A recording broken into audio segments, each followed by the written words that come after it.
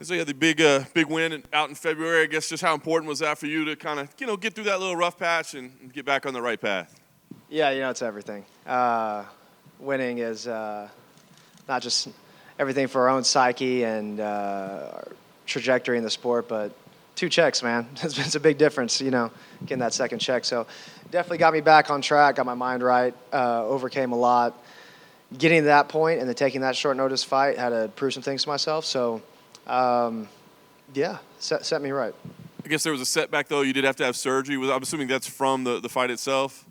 Yeah, I broke my left hand around my thumb area in that fight, and so I was trying to get a quick turnaround, get something going in spring, summertime.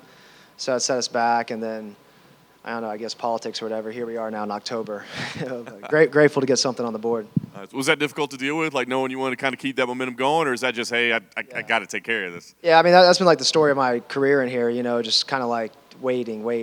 And so whether it be politics of finding fights or seldomly an injury, not quite getting the volume I want. But, again, grateful to get this opportunity. And then, God willing, no injuries afterwards. Dude, I'll stay slim through the holidays and get another one back to back. Yeah, you had said come in like, hey, I'm going back to 45, but I did wonder, 55. Did you go? Oh, this sure was a lot more pleasant. Yeah. Like maybe this isn't the place. Yeah. No, I mean it was. It was more pleasant, but no, I didn't grill myself the same way I did the first time. That 70 cut again, or I'm sorry, that 55 cut was easy on a 10-day notice. I didn't have to do any kind of catch weights. So I reshaped myself from the first cut. I'm not the same size I used to be, and this cut was, infinitely more positive and a better experience than the last. So I definitely want to reprimand that debut I made December 2022, make things right this turnaround, because I really feel like 45 is the place for me. I like it. Algio as an opponent, what do you think of him? An interesting character at times, and he's been in some scraps. What do you think about him as a fighter? Like a Taekwondo Billy Q. Simple breakdown. I like that. You kind of touched on it, but I guess last thing for me, you get the win here like you're expecting.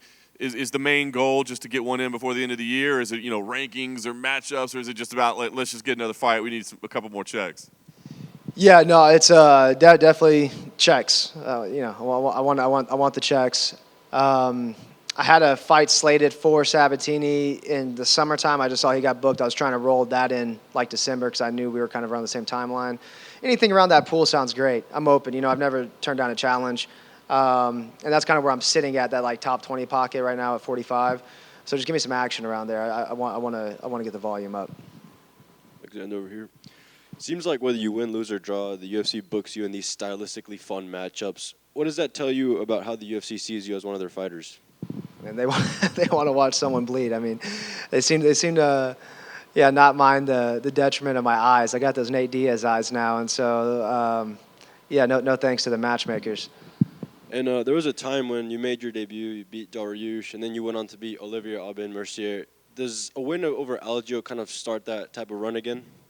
Yeah, absolutely. Like I said, I've always been my worst enemy, and the psychology coming off of, going into the Moicano wasn't where I wanted to be, and then just tumbled into the Billy Q fight, and then kind of hit a hole, like just a personal rut, and had to work some things out, man. And I feel like I was able to get to the root of it, hit the nail on the head, and I got the fire, and I was like, man, give me someone. And then Miller opened up on that short notice, and so I took it and was able to execute on what I was thinking.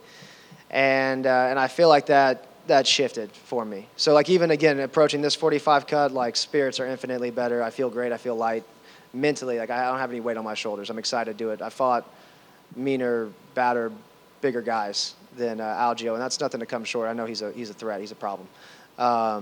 But this was definitely, I feel like I've already made the steps in the right direction to get that momentum running, and Algio is going to be another step in it.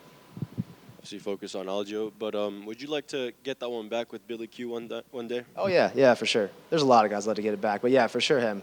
Like I said, he's kind of around that Sabatini pool. If I beat Algio, just give me his name next. Down for that, yeah. Thank you. Hey, Alex. I feel like, sorry, last thing on that, I feel like I made that fight difficult, and I feel like that could be a really easy fight, and that's something I learned going into this one, too. I made that fight difficult. I just wanted to do kind of like a dick checkup because you said it wasn't working your last featherweight. Y'all cannot keep my dick out of your mouth for a whole interview process. But no, I have remained titillated all camp. Thank you. Thank you for the update. Just one interview process, huh? One interview process. Don't reference my cock. All good. Ain't nobody else to follow that up. Hey, that's classic. That's classic us interview right there. We'll finish on the dick now.